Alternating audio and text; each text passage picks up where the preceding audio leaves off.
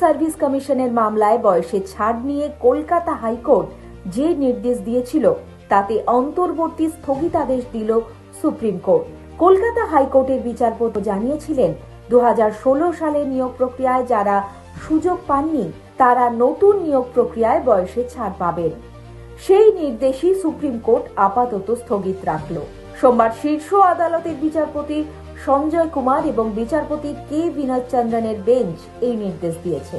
26,000 চাকরি বাতিল মামলায় সুপ্রিম কোর্ট জানিয়েছিল যারা দুর্নীতিতে যুক্ত বা দাগী নন তারা বয়সের ক্ষেত্রে ছাড় পাবেন এবং নির্ধারিত বয়সসীমা অতিক্রান্ত হয়ে গেলেও নতুন নিয়োগ প্রক্রিয়ায় যোগ দিতে পারবেন। এই যুক্তি দেখিয়ে কলকাতা হাইকোর্টের দ্বারস্থ হয়েছিলেন কয়েকজন চাকরি প্রার্থী। 2016 সালে নিয়োগ প্রক্রিয়ায় তারা ছিলেন না, তবে তাদের বিরুদ্ধে কোনো দুর্নীতির অভিযোগও পাওয়া যায়নি। একাদশ দ্বাদশ শ্রেণীর শিক্ষক নিয়োগ প্রক্রিয়ায় যোগ দিতে এই নতুন প্রার্থীরা বয়সে ছাড় চেয়েছিলেন। হাইকোর্টের বিচারপতি বেঞ্চে সেই মামলার শুনানি হয়।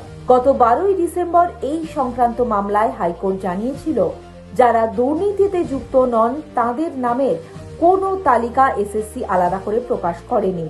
ফলে আপাতত যাদের নাম দাগী তালিকায় নেই তাদের ক্ষেত্রেও সুপ্রিম কোর্টের নির্দেশ প্রযোজ্য হবে। বয়সের কারণে তাদের কাউকে নিয়োগ প্রক্রিয়া থেকে বাদ দেওয়া যাবে না। এরপর মামলাটি সুপ্রিম কোর্টে যায়। সোমবার শীর্ষ আদালত এই মামলার সব পক্ষকে নোটিশ জারি করেছে। আগামী মার্চ মাসে মামলার পরবর্তী শুনানি রয়েছে। তার আগে সব পক্ষকে আদালতে হলফনামা দিতে হবে।